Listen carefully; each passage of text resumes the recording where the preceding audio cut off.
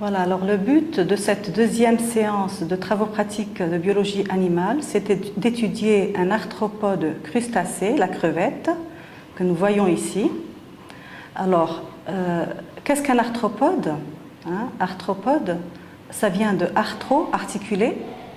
Pod, ça veut dire pied, appendice, donc ça veut dire présence d'appendices articulés. Donc quand nous allons faire la dissection de la crevette, nous allons voir que la crevette a des appendices articulés. Ça veut dire composé de plusieurs articles qui peuvent s'articuler entre eux, exactement comme nous pouvons articuler notre bras au niveau du coude. C'est également un crustacé. Alors qu'est-ce que ça veut dire crustacé? Crustacé, ça veut dire présence d'une carapace calcaire, incrustée de chitine, et également présence de 2 paires d'antennes. Alors, nous allons voir tout ça en détail dans un petit moment. Et nous verrons également le reste de la position systématique. Donc, avant de faire la dissection, je voudrais juste faire un petit rappel sur la morphologie externe donc, de la crevette, puisque nous allons l'étudier, ainsi que les différents appendices. Alors, le corps de la crevette est divisé en 2 parties. Nous avons une partie que l'on appelle le céphalothorax et une partie qui est donc l'abdomen, qui lui se termine par le telson. Alors, qu'est-ce que le céphalothorax?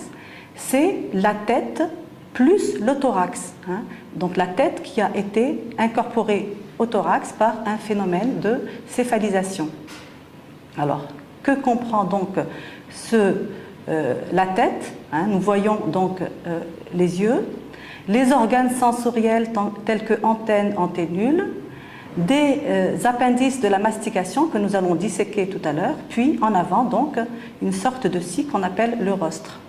Puis nous avons donc le thorax qui va porter donc des appendices qu'on appelle les péréiopodes. Le thorax, on l'appelle également le péréon, et c'est pour ça que les appendices sont appelés des péréiopodes. Donc nous avons 8 paires de péréiopodes, on les appelle également thoracopodes. Alors le fait que la tête et le thorax soient soudés, donc qu'il y ait présence d'un céphalothorax, en plus du fait que nous avons 8 métamères au niveau du thorax et 6 au niveau de l'abdomen chez la crevette, font qu'on va dire que la crevette est un malacostracé. Donc je répète, présence d'un céphalothorax, 8 métamères, 6 métamères au niveau de l'abdomen font qu'on dit que c'est un malacostracé.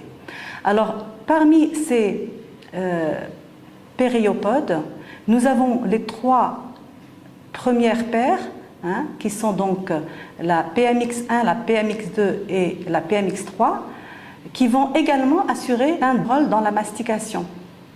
Et les 5 autres paires, donc 5 paires de pattes ambulatoires ou locomotrices, c'est pour ça qu'on va dire que la crevette est un décapode. Donc 5 paires, ça veut dire 10 pattes locomotrices ou ambulatoires, donc on va dire que la crevette est un décapode. Alors maintenant, concernant l'abdomen, eh bien l'abdomen, constitué, comme je l'ai dit tout à l'heure, de 6 métamères chez la crevette, porte des appendices. Donc nous avons 6 pléopodes. Les appendices sont appelés pléopodes parce que l'abdomen, on l'appelle également pléon. Donc ce sont des pléopodes. Le pléopode numéro 1, c'est celui qui va caractériser le sexe de la crevette. Donc nous verrons ce détail tout à l'heure. Donc en fonction du pléopode 1, donc est-ce que les 2 pattes sont soudées ou non soudées, donc ce sera un mâle ou une femelle, on verra ça en détail au moment de la dissection.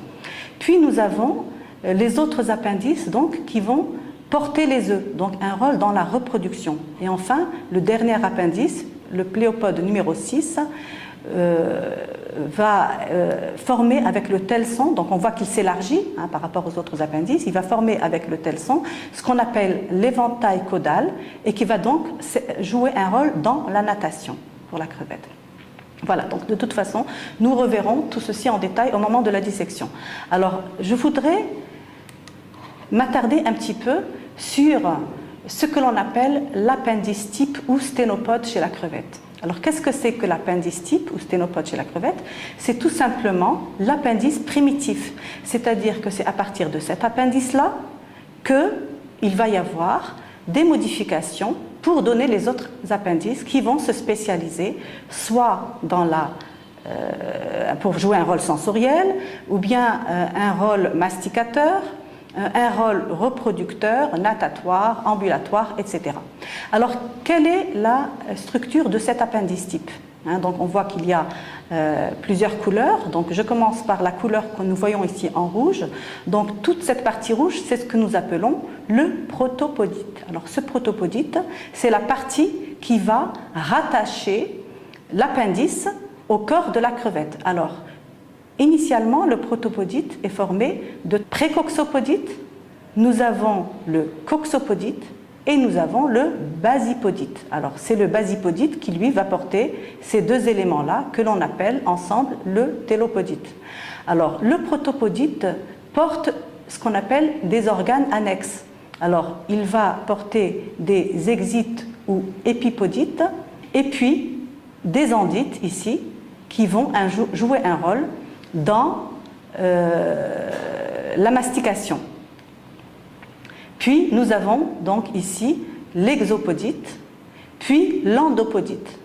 Alors exopodite plus endopodite forment ce que l'on appelle donc le télopodite. Alors je vais m'attarder un petit peu sur cet endopodite. L'endopodite, initialement, était formé de 5 articles. Ces articles sont, si on part de la base, l'ischyopodite, le méropodite, le carpopodite, le propodite et le dactylopodite. Alors il faut connaître ces noms et dans l'ordre. Alors à partir de cet appendice primitif, nous allons voir qu'il va subir des transformations. Alors quelles sont ces transformations? Des fois, par exemple, l'exopodite peut disparaître et on n'aura plus que l'endopodite.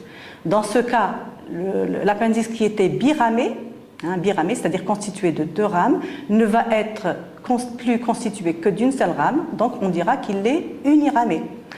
Des fois, donc, on peut avoir apparition ici de podobranchie, qui va jouer un rôle dans la respiration, etc. Donc, des modifications. Des fois, on peut avoir également, au contraire, un élargissement de l'exopodite et de l'endopodite. C'est ce que nous avons vu tout à l'heure quand j'ai montré l'uropodite, c'est-à-dire la partie terminale de la crevette, donc un élargissement de l'exopodite et de l'endopodite pour former avec le telson, donc la nageoire, enfin pas la nageoire, mais un organe natatoire. Donc vous voyez ici que l'endopodite est recourbé, donc l'endopodite est recourbé. Donc nous avons ici l'exopodite. L'exopodite, donc, son rôle, c'est d'assurer un brassage de l'eau, pour que l'eau passe, irrigue les branchies. Donc c'est pour un rôle de respiration. Et ici donc l'endopodite, et vous voyez ici que l'endopodite est recourbé, mais qu'il est constitué des 5 articles que j'ai cités tout à l'heure, c'est-à-dire ischiopodite, méropodite, carpopodite, propodite et dactylopodite. Alors faites bien attention au moment où vous allez dessiner cette PMX2 donc sous la loupe, parce que les différents articles n'ont pas la même longueur. Donc il faut bien faire attention à la dimension, la largeur et la longueur de chacun, et à la forme également de chacun de ces articles. Puis nous avons ici, nous voyons ici ce qu'on appelle la podobranchie, donc la podobranchie, donc qui va jouer un rôle dans la respiration. Alors normalement, il y a ici un épipodite, et on voit bien ici que le protopodite n'est plus constitué que de 2 articles. Le précoxopodite a disparu, nous n'avons plus que le coxopodite et le basipodite. Alors là, ce sont 3 appendices de la mastication qui se situent au niveau de la tête. Alors parmi ces appendices, vous aurez à dessiner donc la mandibule, et là ce sont les 2 autres appendices. Donc nous avons ici ce que l'on appelle la maxille de la crevette, puis nous avons la maxillule et enfin la mandibule. Alors la maxille, de quoi elle est composée? Donc nous avons ici ce qu'on appelle des endites ou la cinie, nous avons ici l'endopodite, Et nous avons ici la scaphoniatite. Donc la scaphoniatite, quel est le rôle de la scaphoniatite justement? C'est le même rôle que l'exopodite, c'est-à-dire un brassage de l'eau pour irriguer les branchies. Nous avons ici donc ce que l'on appelle la maxillule, donc autre organe de la mastication, donc avec les endites, le palpe ou endopodite, et ici nous avons dans cette partie-là le basipodite et le coxopodite qui sont confondus. Et enfin ici nous avons la mandibule que vous devrez dessiner. Alors la mandibule est formée de plusieurs parties. Nous avons ici donc le protopodite, nous avons ici les endites. Alors quand vous allez voir ça sous la loupe, vous allez voir que les endites sont constituées de deux parties. Une partie où on voit comme une sorte de molaire, comme la molaire humaine, donc c'est pour ça qu'on va l'appeler processus molaire, et une partie où on va voir deux petites dents fines qui vont nous rappeler à nous nos incisives, et c'est pour ça que l'on va appeler ça donc le processus incisif. Puis nous avons ici donc l'apodème, et donc là on ne le voit pas très bien, mais vous le verrez sur votre dissection. Donc normalement nous avons ici le palpe ou endopodite, donc qui doit figurer ici. Donc ce sont les trois appendices de la mastication situés au niveau de la tête. Alors ici nous avons les deux organes sensoriels qui sont situés également au niveau de la tête, antenne et anténule. Alors le fait qu'il y ait deux paires d'appendices sensoriels antenne, anténule, en plus du fait que la carapace est calcaire chez la crevette, vont nous permettre de dire que c'est un crustacé. Alors je répète, qu'est-ce que ça veut dire crustacé? Ça veut dire à la fois présence d'une carapace calcaire et présence de deux paires d'antennes. Alors pourquoi cette classification? Eh bien, parce que si je remonte un petit peu plus haut aux arthropodes, eh bien, parmi les arthropodes, nous avons les insectes, nous avons les myriapodes. Alors, qu'est-ce que c'est que les myriapodes? Comme exemple, vous avez le mille-pattes, ou scolopendre, le petit ver avec plusieurs pattes que l'on voit dans les jardins, donc le scolopendre ou mille-pattes qui a plusieurs pattes. Et vous avez les crustacés. Alors, comment différencier les crustacés des myriapodes et des insectes? Alors, les myriapodes et les insectes ont une paire d'appendices sensoriels, alors que les crustacés ont deux paires d'appendices sensoriels. Et si on veut différencier les myriapodes des insectes, eh bien, les insectes ont trois paires de pattes, alors que les myriapodes, on va dire, ils ont N paires de pattes locomotrices. N paires parce qu'il y a plusieurs paires. Donc quand il y en a plusieurs, on dit N paires de pattes locomotrices. Voilà, donc maintenant je reviens à notre crevette. Donc la crevette, c'est un crustacé car présence d'une carapace calcaire et présence de deux paires d'antennes. Voilà, donc le travail que vous aurez à faire, tout d'abord disséquer tous les appendices du côté gauche de la crevette en face ventrale, en partant de la région postérieure vers la région antérieure, donc disséquer tous les appendices du côté gauche, placer sous la loupe la PMX2 et la mandibule, et vous aurez également à dessiner la morphologie externe donc de la crevette, pour cela en vue latérale, donc en vue de côté gauche, donc à dessiner. Notamment, vous n'allez pas dessiner bien sûr tous les appendices, mais il faudra dessiner donc les différentes parties, donc céphalothorax, abdomen, et parmi les appendices, vous n'aurez à dessiner donc que antenne, anténule, deux périopodes, l'un avec griffe et l'autre avec pince, un seul pléopode et l'uropode avec telson. Voilà, donc maintenant nous allons passer à la dissection proprement dite. Voilà, donc avant de commencer votre dissection, vous allez commencer par observer sur votre crevette les différentes parties que nous venons de voir sur la diapositive. Donc tout d'abord ici le céphalothorax, donc la tête et le thorax qui ont été soudés, la tête qui porte ici des yeux pédonculés, antenne, anténule et les appendices de la mastication. De même ici le thorax, que l'on appelle le péréon, qui porte les appendices thoraciques qu'on appelle thoracopode ou péréopode, qui vient de péréon.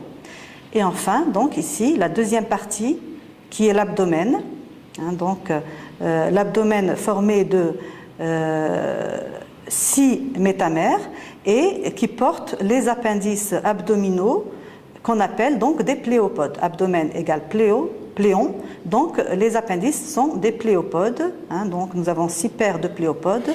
Le dernier, c'est le pléopode numéro 6 qui va former ici avec le telson, ce qu'on appelle donc l'éventail caudal.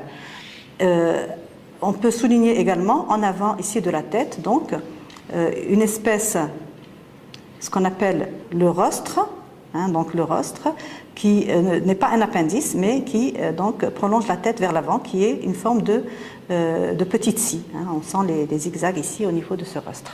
Alors, avant de commencer la dissection, je voudrais vous expliquer un petit peu comment utiliser ce tableau. Hein.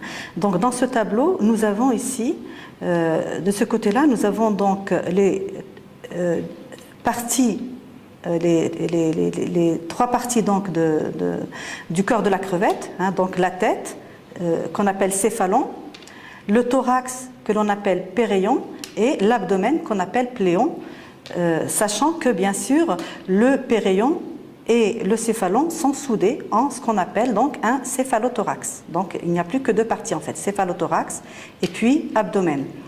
Alors ici nous avons côté gauche, côté droit. Alors, côté droit, côté gauche. Donc, à quoi correspond côté droit et côté gauche? Tout simplement au côté droit et côté gauche de l'animal. Alors, vous voyez que le côté droit correspond à votre côté gauche et vice-versa. Pourquoi? Tout simplement parce que lorsque nous allons faire la dissection, nous allons tenir notre crevette face à nous, c'est-à-dire la face ventrale vers nous pour faire la dissection. C'est pour ça que donc les côtés s'inversent. Donc, là, nous avons un axe qui est l'axe de symétrie de la crevette. Donc, il faut savoir que la crevette possède une symétrie bilatérale. Alors, pourquoi bilatérale? Parce qu'elle va séparer un côté gauche d'un côté droit. Donc, tout ce que nous avons à droite, nous l'avons également à gauche. Donc, ici, nous avons l'axe de symétrie. Et donc, ici, nous allons disséquer tous les appendices donc, de la crevette du côté gauche. Et là, donc, il y a écrit fonction et particularité. Eh bien, fonction et particularité de quoi? Des appendices de la crevette. Donc, lorsque vous aurez fait votre dissection et disposé les différents appendices, vous devez écrire à chaque fois la fonction de l'appendice et sa particularité. Qu'est-ce que c'est que la particularité? Dire si c'est un appendice qui est uniramé, biramé, est-ce qu'il porte des griffes ou des pinces, etc. Voilà, donc on va commencer la dissection par la région postérieure, c'est-à-dire vers l'arrière, et ensuite vers la région antérieure. Alors, on commence ici par le pléopode numéro 6, hein, qu'on appelle uropode. Donc, vous voyez bien ici le telson. Donc, nous allons enlever le pléopode 6 gauche. Alors, je vais l'enlever carrément à la main. Alors, il faut essayer de le prendre le plus proche possible du corps de la crevette pour ne pas casser les parties basales, c'est-à-dire le protopodite. Voilà. Alors, une fois que je l'ai enlevé, donc, je vais le placer sur l'axe, hein, toujours endopodite du côté de l'axe et exopodite vers l'extérieur. Donc, l'exopodite, c'est celui qui recouvre, donc toujours endopodite vers l'intérieur, exopodite vers l'extérieur et protopodite contre l'axe. Donc, on le place sur l'axe et ici, donc, vous mettrez les fonctions et particularités. Donc, fonction natatoire et particularité, donc, c'est un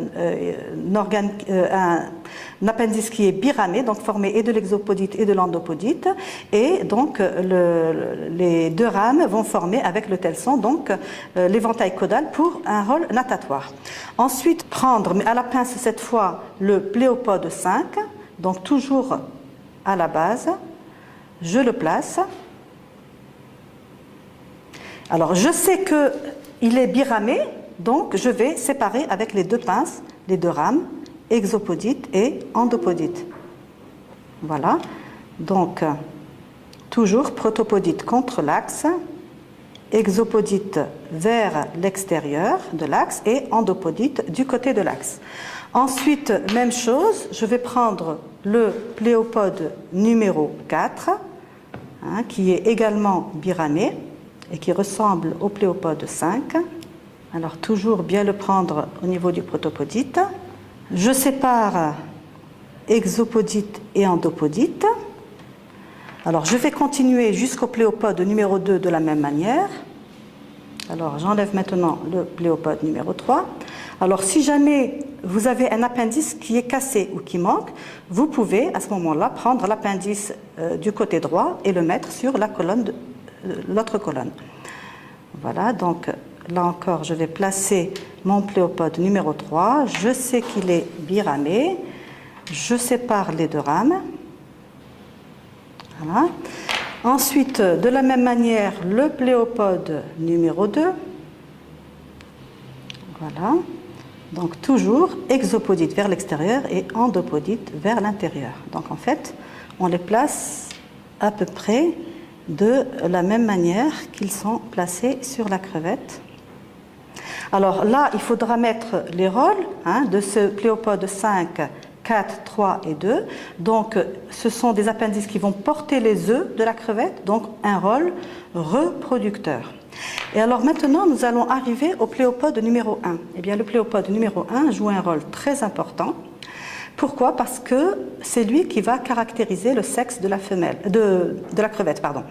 Donc, il joue un rôle dans ce qu'on appelle le dimorphisme sexuel. Alors, nous voyons ici que les deux pattes sont séparées, c'est-à-dire qu'il n'y a rien qui relie la patte gauche de la patte droite. Donc, c'est une femelle. Alors, que ce soit un mâle ou une femelle, l'appendice est uniramé, c'est-à-dire qu'il n'y a plus que l'endopodite. Donc je prends ce pléopode numéro 1, je le place, et comme je sais qu'il est uniramé, donc je ne vais pas essayer de séparer l'exopodite de l'endopodite, puisque l'exopodite a disparu et qu'il n'y a plus que l'endopodite. J'ai regardé toutes les crevettes dont je dispose, malheureusement je n'ai trouvé aucun mâle, mais dans le cas où, quand c'est un mâle, alors voilà comment se présentent les appendices. Donc je vais faire un petit dessin. Donc on va avoir la patte, l'appendice qui est gauche, puis l'appendice droit, qu'on va disposer exactement comme les autres, et entre les deux, donc nous avons une petite gouttière qui va servir à évacuer donc le liquide séminal dans la fonction et particularité. Donc vous allez mettre la particularité, donc déjà c'est un appendice qui est uniramé, donc uniquement endopodite, et comme les deux pattes sont soudées par une gouttière, donc c'est un mâle. Donc rôle, fonction, caractérise le dimorphisme sexuel. Quand c'est un mâle, nous prenons les deux pattes avec la gouttière. Quand c'est une femelle, nous ne prenons que donc le pléopode numéro 1 gauche. Voilà, donc maintenant nous allons passer à la dissection du thorax. Alors comme je l'ai dit tout à l'heure en introduction, le thorax est composé de 8 appendices que l'on appelle des périopodes, puisque le thorax est appelé péréon. On peut les appeler des thoracopodes, qui viennent de thorax. Alors parmi ces périopodes, nous avons les 3 premiers qui vont subir un phénomène de céphalisation, c'est-à-dire qui vont également jouer un rôle dans la mastication. C'est pour ça qu'on les appelle des pattes mâchoires. Des pattes mâchoires, maxillipède 3 ou bien PE3 ou bien PMX3, maxillipède 2 ou bien PE2 ou bien PMX2 et maxillipède 1 ou bien PE1 et PMX1. Donc ce sont des pattes mâchoires qui vont également assurer une fonction masticatrice. Alors, les autres appendices, périopodes 4, 5, 6, 7 et 8, sont des appendices ambulatoires. 4, 5, 6, 7 et 8. Donc, il y en a 5 ambulatoires. Alors, qu'est-ce que ça veut dire ambulatoire? Donc, qui vont accomplir une fonction locomotrice. Donc, 1, 2, 3, 4, 5 paires de pattes locomotrices. Nous allons les disséquer. C'est pour ça que l'on dit que la crevette est un décapode. Déca, 10, pod, pied, appendice, donc 10 pattes locomotrices. Donc nous allons faire la dissection de ces appendices exactement comme nous l'avons fait pour les pléopodes. Alors je commence toujours par le périopode 8. Le périopode 8, je le place. Alors je constate qu'il est uniramé, donc il y a une seule rame. J'enlève le suivant, donc le périopode 7, uniramé également. Ensuite, le périopode 6, les périopodes 6, 5 et 4, donc je vais les enlever les uns à la suite des autres et nous allons voir quelle différence il y a entre ces appendices. Voilà.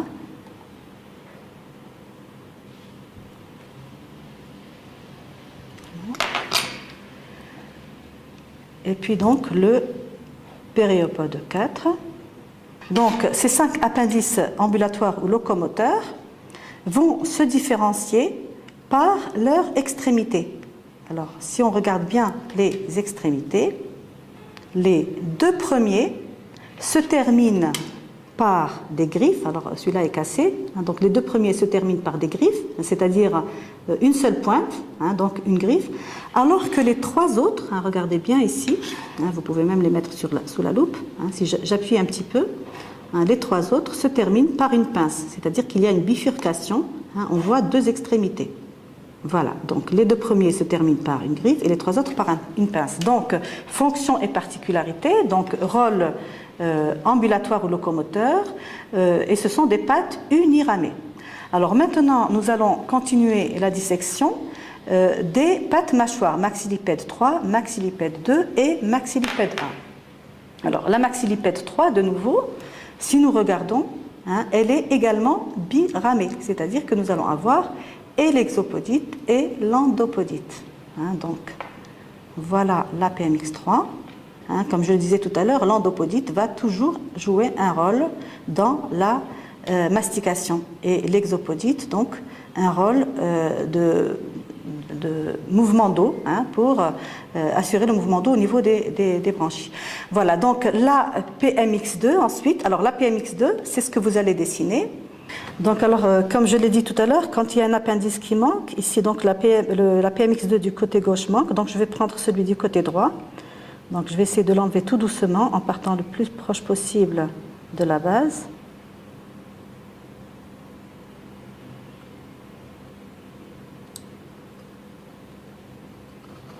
Voilà. Donc on peut la poser soit dans la face dorsale, c'est-à-dire celle qui est bombée, ou face ventrale, celle qui est creuse. Voilà, donc nous voyons ici l'endopodite qui est recourbée, avec, si on agrandit, si on fait un fort grossissement, donc nous allons voir la podobranchie.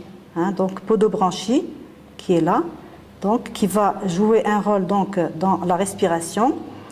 L'épipodite, l'exopodite qui va assurer le mouvement de l'eau pour irriguer la branchie.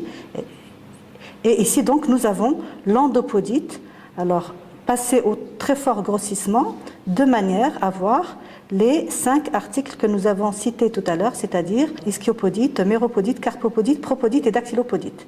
Donc nous voyons ici cette partie-là qui porte l'exopodite et l'endopodite, c'est le basipodite, et là c'est le protopodite. Et là donc nous avons les 5 articles, alors ischiopodite, le méropodite, le carpopodite, le propodite qui est là, et le dernier ici donc le dactylopodite. Voilà, donc une fois que l'on a disséqué cette PMX2, donc on la place également ici au niveau de l'axe de symétrie, et nous allons maintenant enlever la PMX1. Alors là, il faut faire très attention, c'est la partie la plus délicate de la dissection. Pourquoi? Parce que la PMX1 est toujours collée contre la maxille. La maxille, c'est une des pièces de la mastication. Donc, collée, donc ce que je fais, en général, quand on les enlève, on enlève l'ensemble. Donc, je vais tout doucement, voilà, je vais essayer tout doucement d'enlever cette PMX1.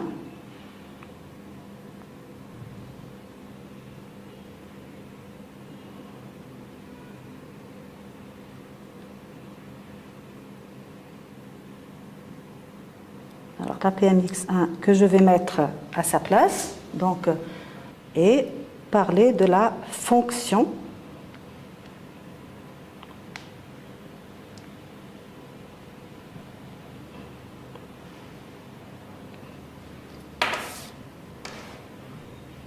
la maxillipède 1, donc fonction mastication biramée, donc les deux sont biramés, PMX2 et PMX1.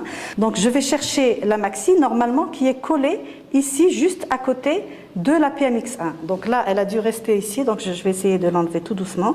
Nous pouvons repérer maintenant la maxille.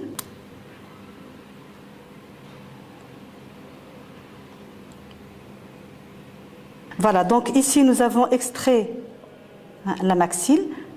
Donc nous voyons bien cette partie allongée, c'est la scaphoniatite qui va assurer le brassage de l'eau, donc pour le passage de l'eau au niveau des branchies. Et là, ici donc, nous avons les endites, donc les endites qui vont servir à la mastication. Donc une fois que vous avez enlevé la maxille, vous la placez sous la loupe pour bien voir les différentes parties. Vous comparez avec les schémas que vous avez dans votre polycopier. Vous allez la prendre pour la placer comme tout à l'heure, donc au niveau de la planche, donc là où il y a la dissection de la crevette. Alors qu'est-ce qu'il nous reste maintenant? Il nous reste la maxillule, la mandibule, antenne et antellule. Alors pour la maxillule, il faudra la repérer juste au-dessus des petites dents rouges de la mandibule. Alors comment est-ce qu'on... les dents rouges, donc elles sont dures, c'est comme ça qu'on va les repérer. Une fois qu'on les repère, on va repérer des maxillules par-dessus. On enlève les maxillules et ensuite, tout doucement, on enlèvera la mandibule. Alors, je vais essayer de repérer les maxillules. Elles sont là. Donc, voilà les petites dents rouges, les petites dents rouges de la mandibule. Et là, regardez bien, ici, la maxillule se situe juste au-dessus. Donc, voilà, maxillule droite et gauche. Donc, tout doucement, je vais l'enlever. Je la place sous la loupe de manière à l'observer et la comparer avec le schéma que vous avez dans votre polycopier. Voilà la maxillule. Et regardez ici, à ce niveau-là, nous voyons donc les endites qui vont jouer un rôle dans la mastication. Donc les endites de la maxillule. Donc une fois que j'ai observé, donc je vais placer cette maxillule. Là, regardez, ici nous avons l'endopodite, ici nous avons l'endopodite, ici nous avons le basipodite et le coxopodite qui sont confondus, et là donc nous avons les endites qui vont jouer un rôle dans la mastication. Alors je vais placer ici la maxillule au niveau également sur la feuille de dissection. Alors qu'est-ce qui nous reste maintenant? Eh bien la mandibule, antenne et antennule. Alors la mandibule, vous allez voir quand vous allez pincer dessus, elle est un petit peu dure. C'est exactement comme une dent. Quand on veut arracher une dent, eh bien il faut forcer un petit peu. Eh bien c'est exactement la même chose pour la mandibule de la crevette. Alors là encore, il faut faire très attention pour l'enlever dans sa totalité puisque vous allez la dessiner. Alors, ce que vous devez faire, c'est pincer au niveau d'une région qu'on appelle le protopodite. Tout doucement. Voilà. Donc voilà, je repère ici, regardez bien, je repère ici le protopodite. Ici, j'ai les endites. Et là, donc, j'ai le protopodite. Alors, tout doucement, je vais essayer de pincer sur le protopodite.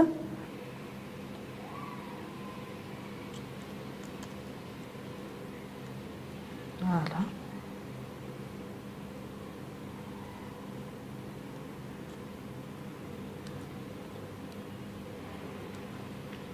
Voilà. Donc là, j'ai retiré ma mandibule. Je vais la placer au niveau, sous la loupe pour bien voir les différentes parties. Alors faites attention parce que ça, vous allez le dessiner. Alors, vous pouvez dessiner la mandibule soit en vue externe ou en vue interne.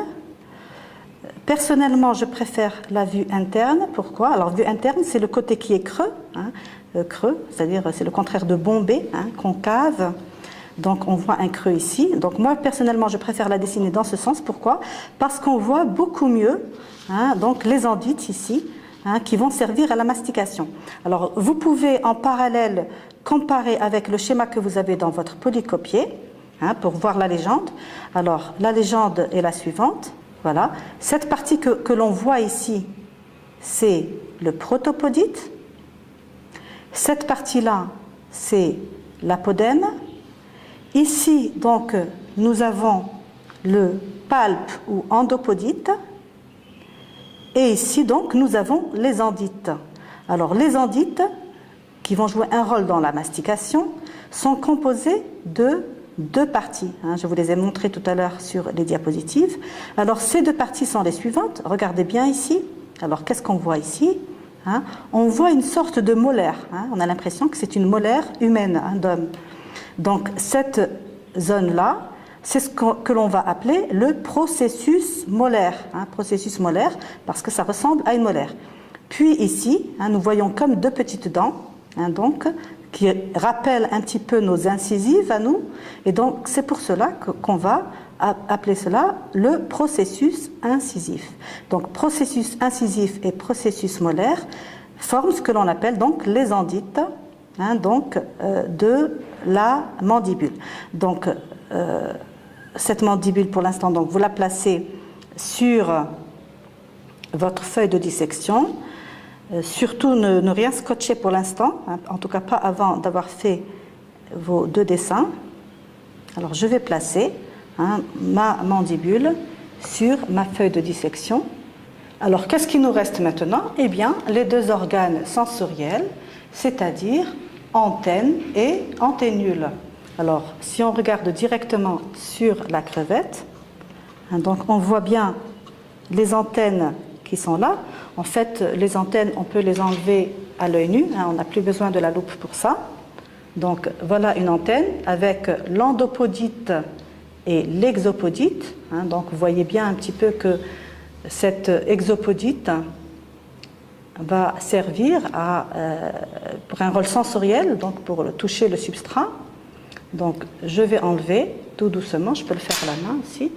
Voilà, donc, enlever l'antenne et la placer donc sur votre feuille de dissection. Voilà.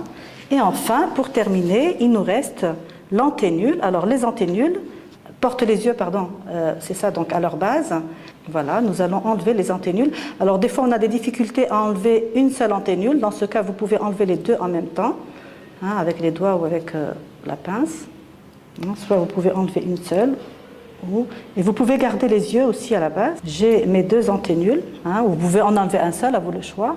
Donc, les deux anténules qui sont portées, qui portent les yeux, donc ici les yeux pédonculés à la base. Donc, le travail qui vous reste à faire, une fois que vous avez terminé votre dissection, il faudrait compléter donc la légende, donc fonction et particularité, et ensuite donc vous placerez la PMX2, donc ainsi que la mandibule sous la loupe et les dessiner donc à un grossissement suffisant, tel que vous puissiez voir correctement toutes les parties. Alors, vous devez également dessiner la morphologie externe de la crevette, comme je l'ai présenté tout à l'heure, donc avec les trois parties, avec uniquement les antennes anténules, un péréopode avec pince, un péréopode avec crochet, ici donc l'abdomen avec un seul pléopode et l'uropode. Alors surtout respectez bien le contour de la crevette et respectez bien donc chacune des parties, donc la forme et la dimension de chacune des parties qui constituent donc le corps de la crevette, donc le céphalothorax et chaque métamère qui forme l'abdomen. Alors, une fois que vous avez terminé votre dissection, vous prenez votre feuille dans ce sens pour dessiner donc la vue de profil de la crevette en respectant bien la forme et les dimensions. Donc, choisissez une échelle 2. Mettez bien sûr le titre, la légende et le grossissement. Pour la patte mâchoire numéro 2 et la mandibule, donc vous pouvez prendre votre feuille dans ce sens.